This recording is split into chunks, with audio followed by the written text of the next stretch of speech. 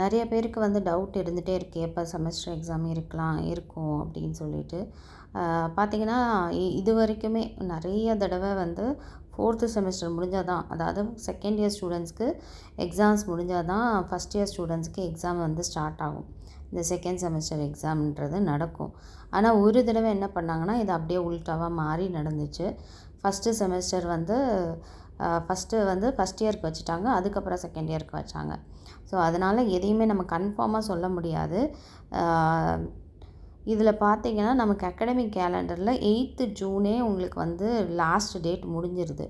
BEd second semester படிக்கிற ஸ்டூடெண்ட்ஸ்க்கு first இயருக்கு 8th ஜூனே முடிகிறதுனால 22nd எக்ஸாம் இருக்கிறதுக்கான சான்சஸ் அதிகமாக இருக்குது.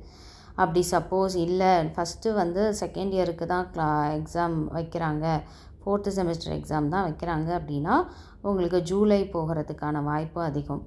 ஸோ எக்ஸாம் வந்து 22ndலேருந்தே இருக்கும்னு சொல்லி ஏற்கனவே நமக்கு வந்து போட்டதுனால நம்ம வந்து என்ன பண்ணணுன்னா இப்போயே ப்ரிப்பேர் பண்ண ஆரம்பிச்சிடணும். 22nd அதுவும் especially second semester students. 4th semester ஸ்டூடெண்ட்ஸுக்கு 18th ஜூன் தான் கிளாஸே முடியுது, சப்ஜெக்டே எடுத்து முடிக்கிறாங்க. அதனால் இவங்களுக்கு வேணால் ஒரு வாரம்க்கு அப்புறமேட்டு எக்ஸாம் இருக்கிறதுக்கான சான்ஸ் தான் அதிகமாக இருக்குது. அதனால் ஜூன் லாஸ்ட் வீக் இல்லைன்னா ஜூலை ஃபஸ்ட் வீக்குக்காக போகும். அதனால் செகண்ட் செமஸ்டர் ஸ்டூடெண்ட்ஸ் எதுக்கும் ப்ரிப்பேர்டாக இருக்கிறது நல்லது.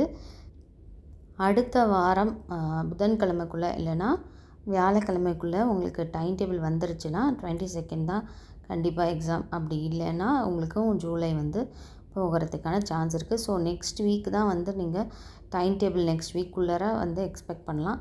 நெக்ஸ்ட் வீக்குள்ளார உங்களுக்கு டைம் டேபிள் வந்துருச்சுன்னா உங்களுக்கு எக்ஸாம் வந்து 22nd ஸ்டார்ட் ஆகிடும். ஸோ செகண்ட் செமஸ்டர் ஸ்டூடெண்ட்ஸ் சீக்கிரமே ப்ரிப்பேர் பண்ண ஆரம்பிச்சிருங்க. 22ndலேருந்தே எக்ஸாமுக்கு வந்து ப்ரிப்பேர் ஆகிறது ரொம்ப நல்லது.